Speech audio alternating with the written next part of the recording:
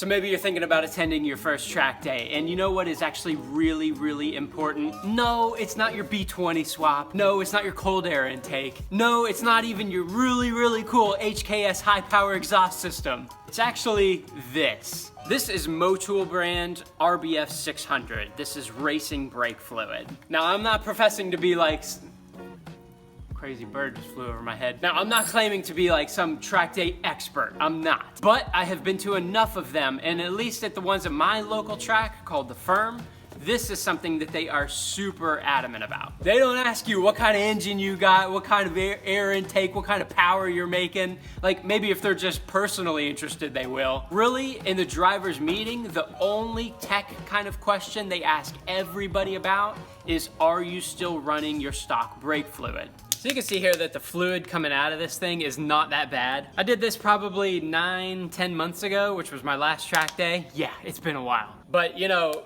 it's relatively still orangish, and I know it should be clear, so obviously this is a good thing to be doing, but man, when I took it out of my EK, like, I wasn't sure if it was brake fluid or soup. It was so dark and had so many little bits in it.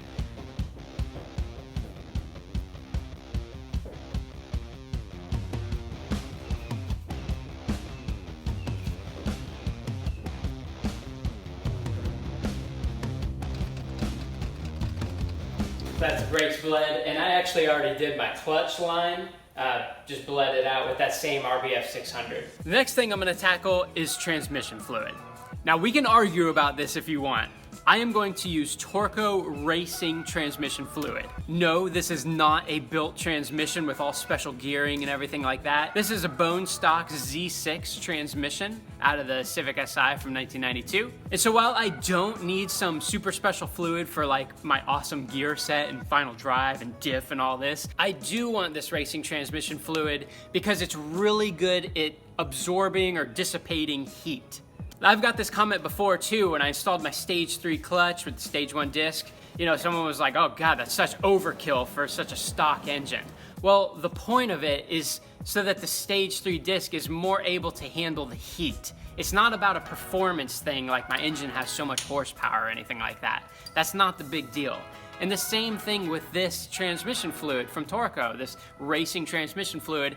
I want it in there because this stuff is specifically formulated to handle really high heat for a long period of time. The Honda transmission fluid, you know, I'm sure it would work just fine. I'm sure it would work just fine just driving up there and just driving back, and maybe it would even work fine on the track. You know, maybe it would be fine. I just don't want to do that because I want to try to take care of my equipment, you know?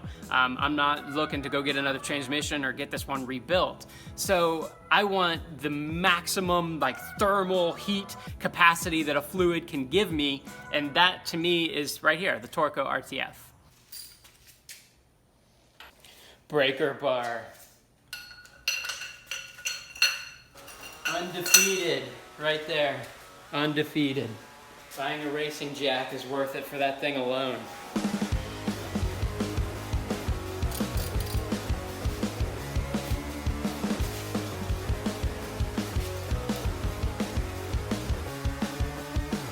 Come on, man, this stuff is blue. That's got to mean it's ready to party, right?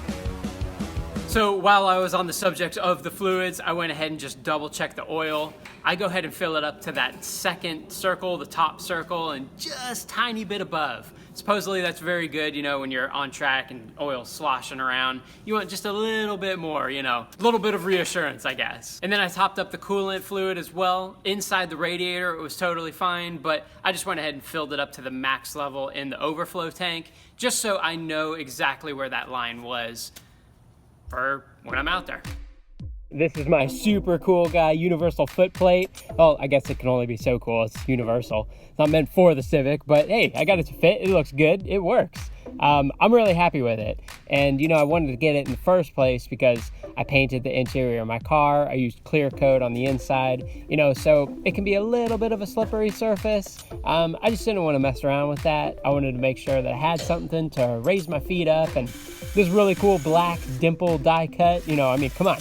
It just looks sweet. So, but it definitely serves its purpose too. It elevates my feet.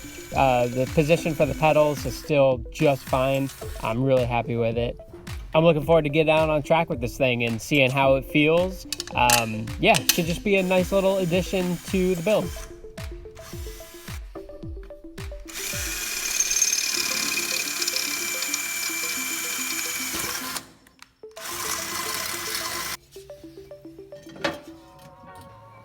That whole measure twice, drill once bit.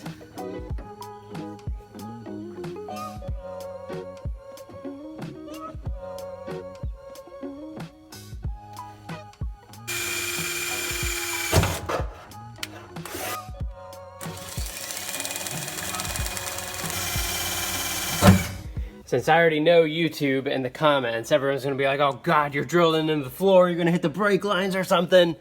No. You see this right here, it stops, okay? And it didn't even break through the bottom. Nothing is happening. This guy up here went through, but I had measured everything up and there's no problem.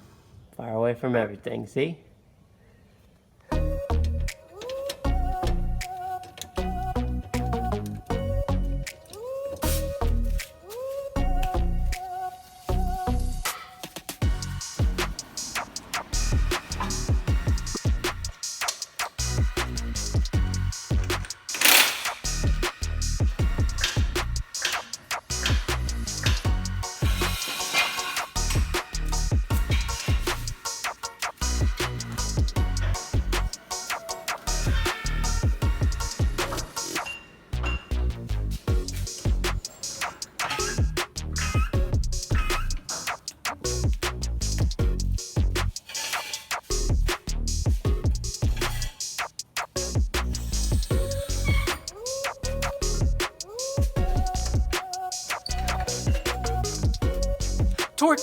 Torque police, woo, woo, woo.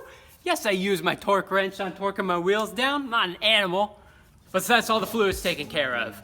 Engine oil, transmission oil, coolant, bled the brakes, and bled the clutch line. Got my windshield wiper fluid and got my coffee. No. I'm really hoping for some success on this track day, you guys. And by success, I mean, you know, drive the car there, drive it while I'm there, drive it home. Technically that's happened every time, but I haven't got too much running while I've been out there. The past couple times, you know, I've had the overheating issues and like it was just such a pain, man. My axle blew up on one of them. Like it still ran, it was fine, but all the grease went flying everywhere. This time should be different. Please, God, just be different, please. I just want to get a little bit of running in. Like, I know it can happen, and I feel really good about it this time. So I'm hoping, man. Travis is going to be there as my backup. He's bringing his tow vehicle just in case. Just in case we need to, we can go and rent a trailer while we're there. But, you know, I really hope that's not going to happen. I'm hoping I can drive up there, do many sessions under this thing.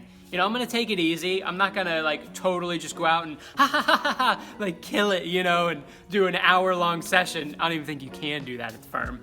They do, you know, 20 to 30-minute sessions depending on how many cars are there. Sometimes it's just a completely green track. If there's like 6 or 7 cars there, they're just like come and go as you please, you know? But so I wanna go out there, I wanna do a few laps. I wanna, you know, make sure everything's everything. We'll come back in, maybe check it all over. I'll go out there, I'll do some laps, I'll cool it down, do some laps. I'm not gonna go out there and just do a half hour straight, you know. I'm not looking to break this thing on the very first day. And I gotta get my own bearings, man. As I said in my other video, you know, doing a track day is a little bit intimidating, especially when you don't do it all the time. So, you know, I'm trying to get to where I can be doing it all the time. And those nerves will be calmed, you know. But, you know, driving on track, it's It's a special thing, it really is. It tests your own abilities, it tests your car, how you've built your car. It's an amazing thing, and I highly recommend it.